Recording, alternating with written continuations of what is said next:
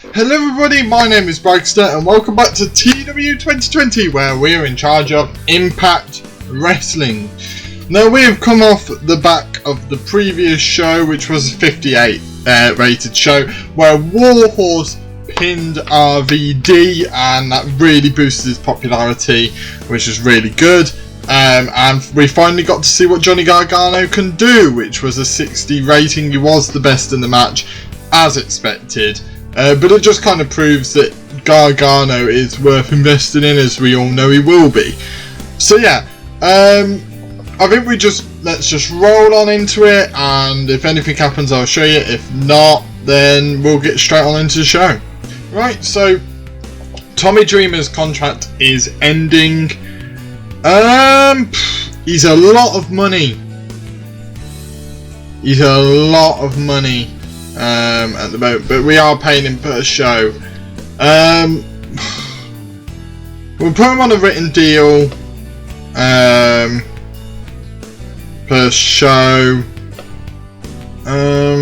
Yeah, we'll put him on this and see what he says. Too much on the wages side, so we'll put it to 450. So we'll be taking a loss of money, which I do not mind actually. In taking a loss of money. Okay, he wants to do everything, but okay, there we go. Wonderful. And RVD's broken up with his girlfriend. Wonderful stuff there. It's really not wonderful, but yeah. So we're gonna get Tommy Dreamer back. He's essential to Impact. He's just a good safe hands, really. His match history, he was 33, but it was a death match, so we haven't really seen what he can do. He's just a safe pair of hands, got a bit of popularity as well. So yeah, 49 years old as well. Not too bad at all. So yeah, we're going to get Tommy Dreamer back. Let's just put the show, shall we? Right, so NXT have had TakeOver War Games, where Adam Cole defeated Keith Lee for the NXT title, Cross defeated Ciampa and Balor, Drake Maverick and Dexter Lumis defeated Imperium for the tag titles. It was an alright show, 71 rating, which is a good rating to have. Those two big matches at the end did help, but not much really happening. Obviously, no War Games matches because the game was booking it. So yeah, joys of having the game book it is you don't get a proper War Games match at NXT TakeOver War Games, so which is a shame. But yeah, 71 rating, just in case any of you were interested. We also have TJP accepting our offer for a contract, so we've kept hold of TJP, which is good to see. And speaking of pay-per-views, AEW have had their pay-per-view where they did it, where NXT actually beat them. Their Full Gear pay-per-view, their last one of the year, where Chris Jericho defeated Jon Moxley for the world title, so it's just been hot-shotted back to Chris Jericho, and FTR defeated Hatman Adam Page in that in a match that had been for the tag title, so FTR might have not won them then, I guess. And Nyla Rose defeated Hikaru Shida, so it's been hot-shotted back to Nyla Rose as well. But the TNT Championship I don't think was defended on this show. They lost to NXT, only just, but they did lose to NXT, so for any of you that are interested, that was the Full Gear pay-per-view. Now, bearing in mind, right, that both of those got what, just the low 70s, barely a 70. We're not far off. Like, you think our Bound for Glory was 63, obviously our Prelude was 60, but that's because it was weaker. But our Bound for Glory show was a 63. Now, bear in mind, we are only starting to understand now who's to push and who's really good in the ring. And you think, what, a 63, which we're happy with? We're only like 7 points off of them. So over time, I do think we can get close to these guys. I don't think we're majorly off, which is a good sign. Right, so we got an incident involving Simon Gotch and Mick Foley, where Simon Gotch was brought before the wrestlers' court, accused of making a mess backstage and not cleaning it up, annoying everyone else. The judge, Mick Foley, found him guilty and sentenced him to clean it up and then buy drinks for everyone after the show. It's had a small impact on Simon Gotch. Good stuff there. Right, I'll book the show and I'll show you what happens. Right, so I've booked the show, almost similar to last week.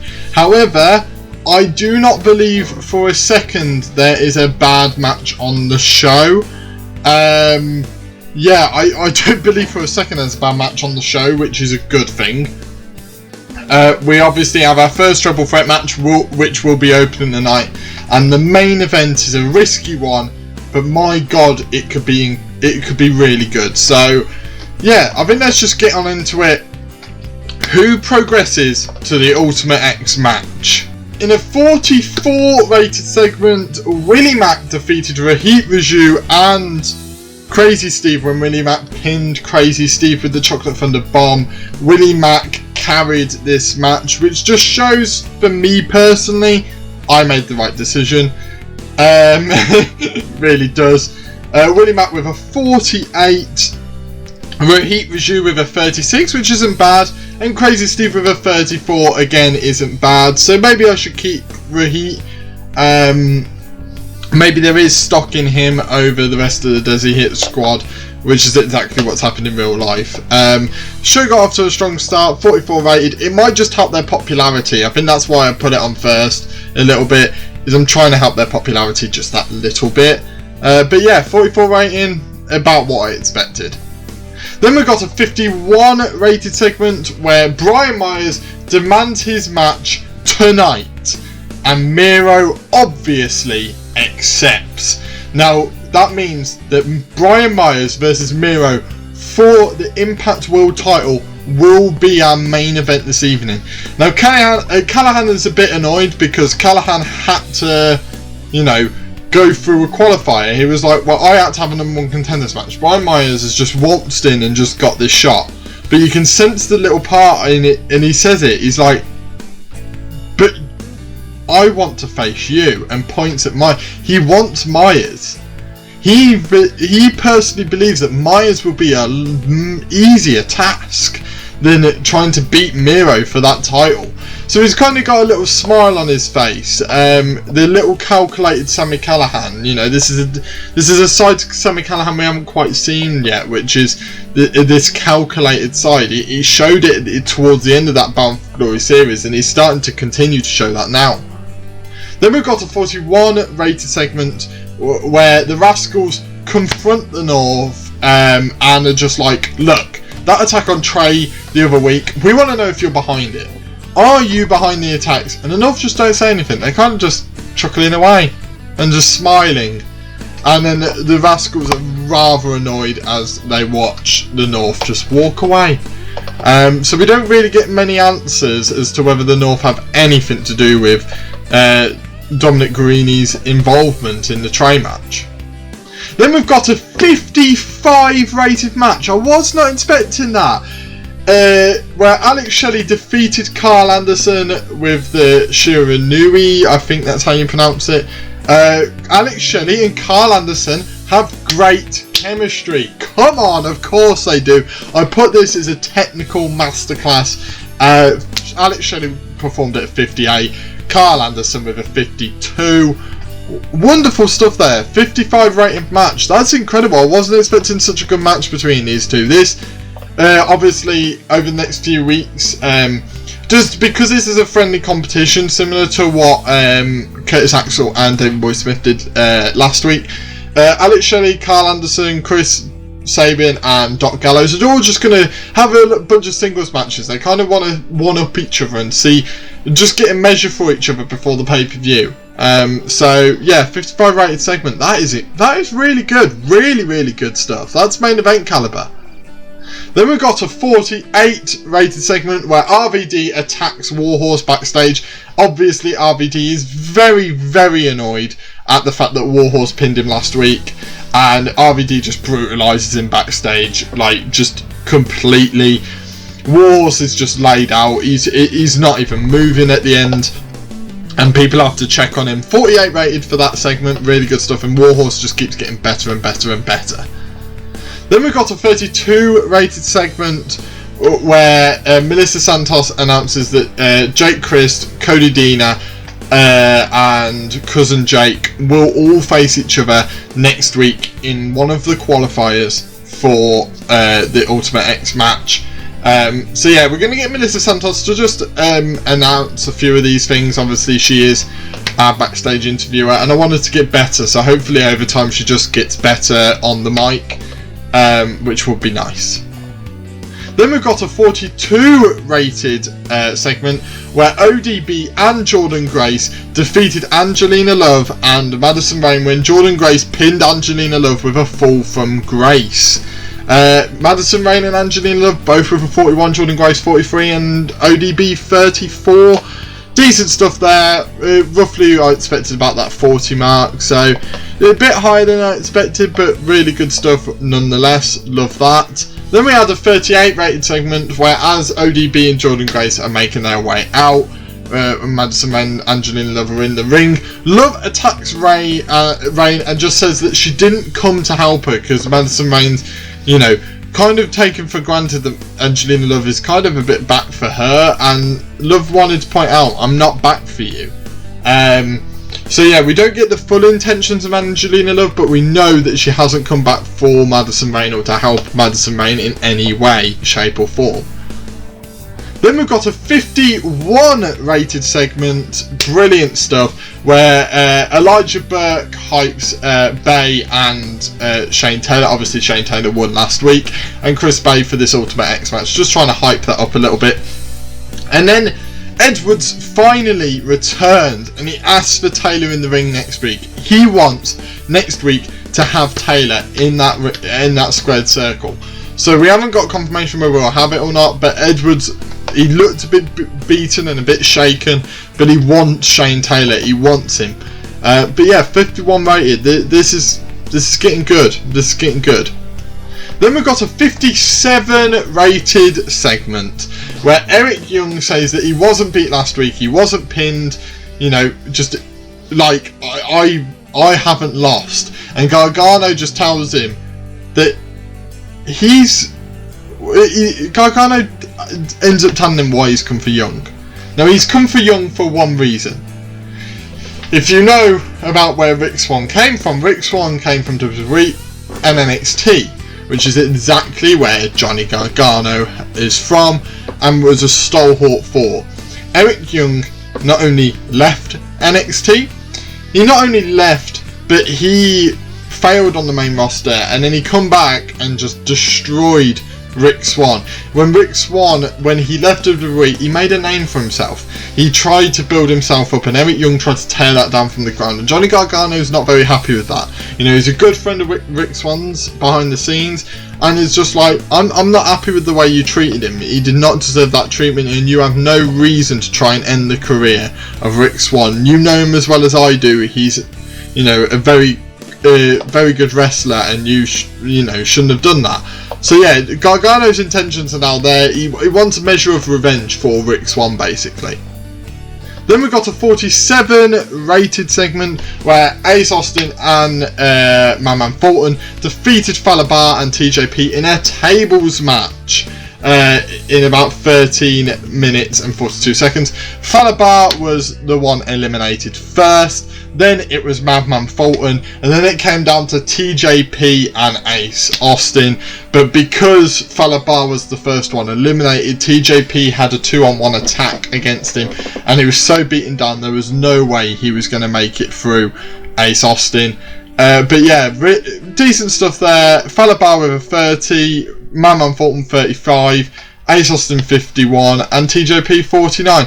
Decent wrestling from all of them. 47 rated, good stuff. I wanted to put it in a tables match just because why the hell not. Then we had a 38 rated segment where Jodie HoJo says to Melissa Santos that she is ready for Perazzo. Now obviously you're probably thinking that is shades of Asuka. That's the point. The point is it's a shade of Asuka, kind of getting this point across that maybe HoJo hasn't lost anything. Yes, she's was from WWE, and she didn't have the best of times there, but she's still got something in her. She's still got this fight in her, and that fight got brought out more on the main roster with Asuka, and that's why she put the reference in here of that she's ready for Purrazzo. So just build into this match. I'm not really sure what to do with it. I've got an idea of where to go from here for a little bit, so hopefully that works out, because we've still got another like 4 weeks after this. Then we've got a 63 rated segment where Trey accepts the cage match for next week. Mick Foley makes the match official, and Moose just kind of stands there. And Moose is one of these. He's starting to show signs of humanity. He never used to show it. It seems like the attack seemed to piss him off a little bit. He wanted to beat Trey clean. He couldn't do that. So he's giving Trey another chance, which he doesn't usually do. But a 63 rating, lovely stuff. This rivalry here, I didn't think the Trey part of the rivalry would be the good part. I'm scared to get EC3 involved, because this Trey thing is just going mental. And then I think it's the main event of the evening. Miro, Brian Myers. Is a 58 rated match. Okay, I like that. I'll allow that. Miro defeated Brian Myers in about 23 minutes with a muscle buster, following a botched interference by Sami Callihan. So Sami Callihan came out, tried to help Brian Myers, and instead hindered him and allowed Miro to pick up the win. Brian Myers with a 37. Miro obviously carried the match with a 63. I was worried that Brian Myers' parts would lower the rating a little bit, but it luckily didn't. Miro did just, perform very, very well. 58 rated segment, lovely stuff. Miro performing at a great standard, and obviously improving that storyline between Miro and Callihan just a little bit, and ties at the loose end of Brian Myers in the process. Although Brian Myers, I'm sure, will be very annoyed that Sami Callihan got involved in the first place, but that is the first defence of the title for Miro. What does that mean for the show? It means that he got a 57. It wasn't an incredible show, but it wasn't a bad one. We didn't really have any bad stuff on the show. Possibly the worst stuff was the women's stuff, and we've not really had that really. Also, the segments that Santos was in were usually the weakest segments. We might need to replace Melissa Santos. I don't want to. We might have to, just to improve. We might have to look at other people on the card to see who can replace Santos. But I just wanted to improve. So if she is improving, I'll keep her. But if she's not improving yet, that's a bit annoying. That starting match, I thought could possibly reach that 45 mark. It didn't quite get there. And that main event, I was hoping would be around that 60 mark, which it was. So yeah, obviously we got the cage match for next week. We've got the other triple threat match. There's possibly an Eddie Edwards Shane Taylor match next week. So yeah, there's a few matches coming along ready for next week. We might have something involving Brian Myers and Sami Callihan as well. So, and obviously we've got maybe Doc Gallows and Chris Sabin. So we've got a few matches developing over time here. And we're just ticking along, but it's more about this consistency. We got a 57, it's improving our popularity a bit. So we just keep that going, and hopefully over time our popularity will keep rising. And then when it hits that pay-per-view, that Miro Brian Myers match is a pay-per-view caliber match. Well, it's not really, but 58 rating, it makes me wonder if you get someone like Sami Callihan in with the ring with Miro with enough storyline heat, you can possibly reach that mid-60s, maybe even higher mark, which is good stuff. And obviously this Trey Moose stuff is incredible, and the EC3 Moose rivalry is going to be brilliant because of this Trey Moose part as well. It's all interweaving, it's all really good stuff. We're just slowly developing, slowly getting to this pay-per-view over time. Obviously this is we have the big first show, and these are the couple of shows, and then obviously the matches will just get better and better over time. I'm trying to get rid of maybe a couple of these triple threat matches at the start that maybe I'm not so sure are going to go down well. It's kind of my thinking. So we've got some stuff here where Miro is saying that Ethan Page has a lot of charisma and has a lot of upside, which is good to see. And Sami Callihan is saying that Man Fulton needs to learn to sell, which is a shame that Sami Callihan believes that. Hopefully Man Fulton gets better, because I think Maman Fulton's the better one out of him and Falabar, and that's been obvious. So yeah, hopefully Maman Fulton improves. And then Tommy Dreamer is accepting his contract. There we go, we've kept Tommy Dreamer. All good stuff really. Our show obviously was excellent and went down really well. Did we improve our popularity at all? I don't think we would have done, but it's always good to check. No, we didn't improve it, but that's fine. I do not mind that. Just over time, we'll just keep going up and up and up. Right, I'll go into Explosion now, and we can see what happens. Well, we've drawn with NXT this time. We haven't quite beaten them, but I do not mind that. We got a 50. They got a 57 rating, so did we. They had a main event. Obviously, we had a title match, which does obviously help. But yeah, so we're drawing with them. We're competing with NXT week in, week out now. That's a good sign. However, we can't compete with AEW, obviously, who are putting on a 67 rating. But we're about 10 behind them at the moment. But it's interesting to see that NXT aren't making that push towards AEW, like I was on my save with NXT. Instead, with Impact, I'm pushing very quickly to NXT's level, and they're just not moving at all. Right, so we've got a couple of contracts ending. Rick Swan's contract is ending, but I think we all know full damn well that I am getting Rick Swan back. I have enjoyed booking Rick Swan quite a bit, so make that offer. He wants a higher cut of the merchandise, no problemo. There we go. And then Wentz's contract is also ending. Obviously, I know they've gone to WWE in real life. However, I do not care. I am not letting them go to WWE. If WWE come in for them, then I'll try and compete, but it doesn't look like they will on the game, so I'll just keep them. As simple as that, really. Wow, so we've got multiple incidents right now. We've got Warhorse and Mick Foley, where Warhorse was brought before the wrestlers' court. He made a mess backstage and not cleaning it up, similar to the one we had earlier, and then buy drinks. Class clown Warhorses, what a surprise.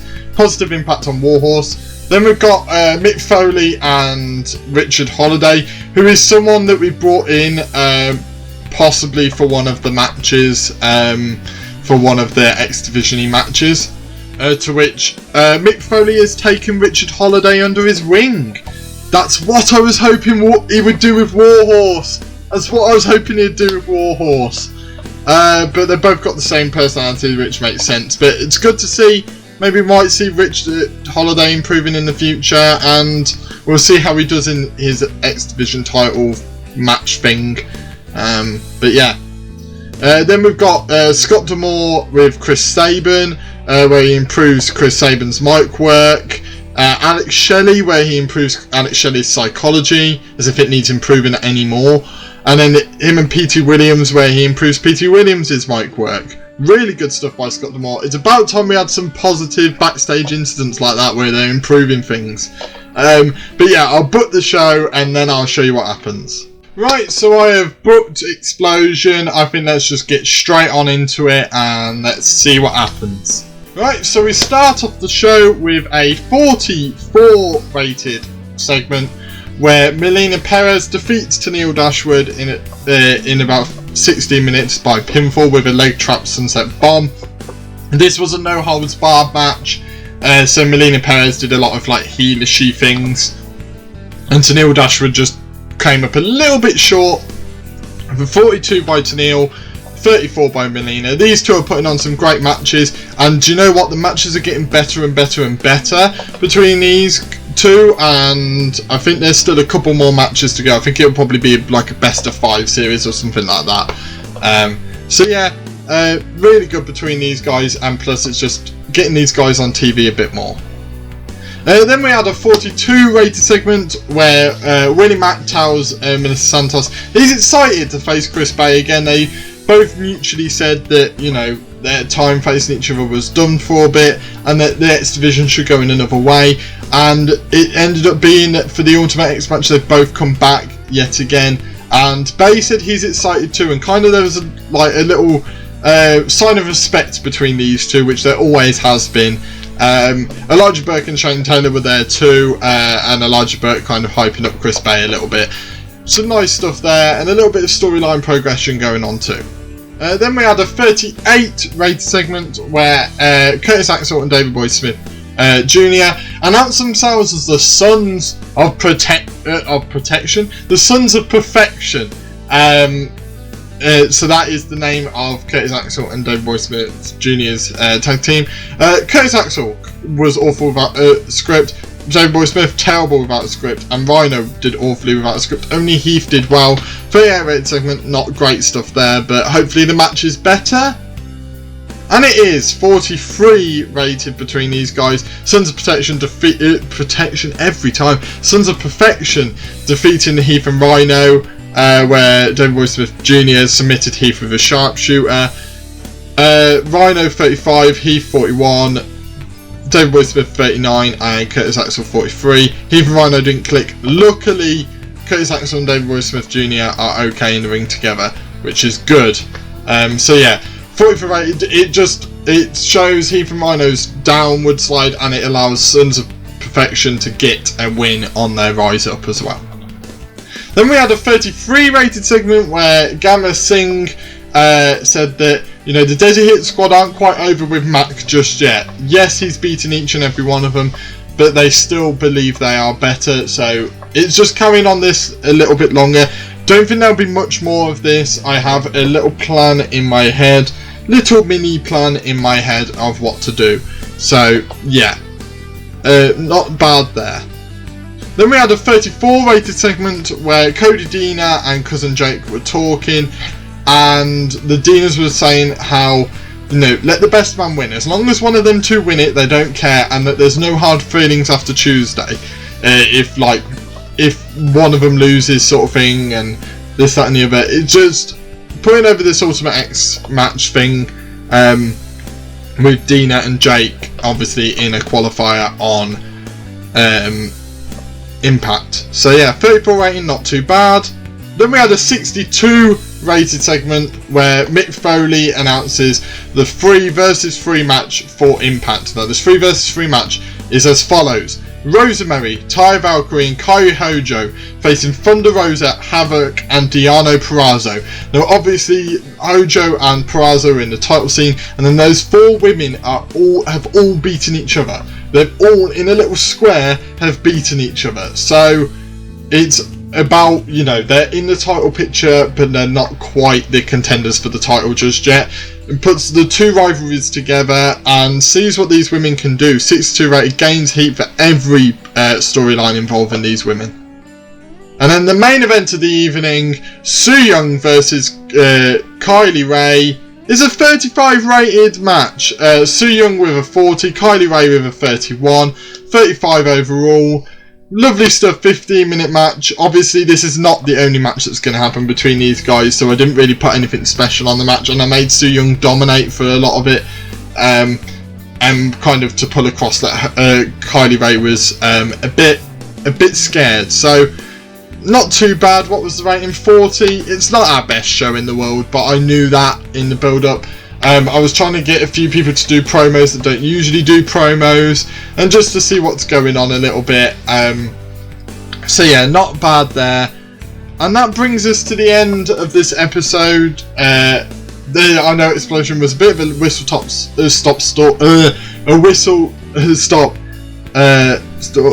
whatever. My brain's just died. But yeah, I know it wasn't a long run through, but it's simply because there was not much really to say, not much really happened on Explosion this week.